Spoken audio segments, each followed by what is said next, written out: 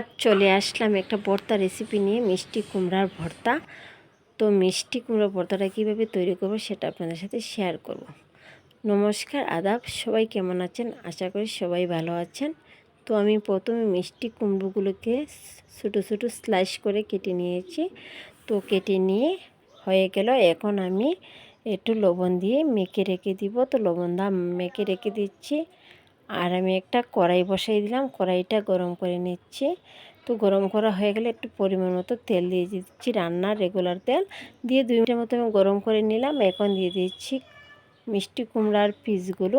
তো মিষ্টি কুমড়ার পিসগুলো ঢেলে দিয়ে আমি নেড়ে ছেড়ে দিব। আর তার সাথে দিয়ে দিব অল্প পরিমাণের জল। তো জলটা দিয়ে আমি একটু নেড়ে চেড়ে দিচ্ছি। আসলে এখানে অল্প পরিমাণ জল দিয়েই মিষ্টি কুমড়োটা সিদ্ধ করতে হবে।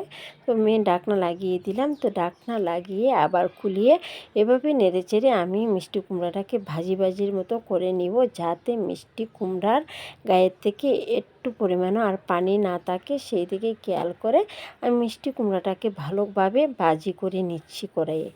তো যত ভাজা হয়ে যাবে, একটু পুরা হয়, তাহলে কিন্তু মিষ্টি কুমড়ার ভর্তাটা খেতে খুবই দুর্দান্ত স্বাদ লাগবে। এখন একটু পুরা ভাব হয়ে গেছে, আমি এখন তুলে রেখে দিছি এক পাশে। এখন আবার কড়াইতে দিয়ে দিলাম তেলটা 2 মিনিটের মতন আমি গরম করে নিব। তো গরম করা হয়ে গেলে আমি এখন 4-5টার মতো শুকনো মরিচ ভেজে নিব। তো আমি শুকনো মরিচটা দিয়ে ভেজে নিয়েছি। এখন আমি এই তেলের মাঝে দিয়ে দিব পেঁয়াজ কুচি আর রসুন কুচি। তো পেঁয়াজ আর রসুন কুচি অল্প তেলের মাঝে মানে ভেজে নেওয়া লাগবে। তার সাথে দিয়ে দিচ্ছি কালো জিরা। তো ব্রাউন কালার করা পর্যন্ত আমি এভাবে নেড়ে ছেড়ে দিচ্ছি আর ব্রাউন কালার করে নিচ্ছি। পেঁয়াজ আর রসুনটাকে বেরেস্তার মতো করে নিলাম। এখন বেরেস্তা হয়ে গেছে, আমি একপাশে তুলে নিচ্ছি। তো আমি একপাশে তুলে নিলাম। তো তোলা হয়ে গেলে আমি এখন শুকনো মরিচটাকে হাতে দিয়ে ভেঙে নিচ্ছি, একটু গুঁড়ো করে নিচ্ছি।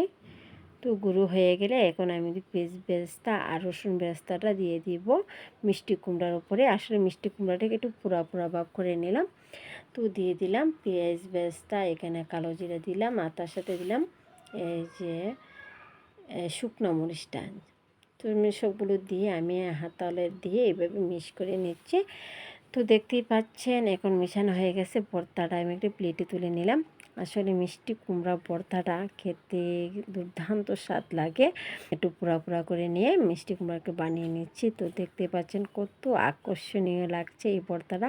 আসলে আমার ভর্তা খুবই পছন্দ। আপনাদের কেমন লাগলো ভিডিওটা একটু কমেন্টের মধ্যে আমাকে জানাবেন।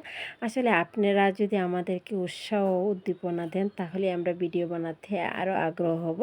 তো সবাইকে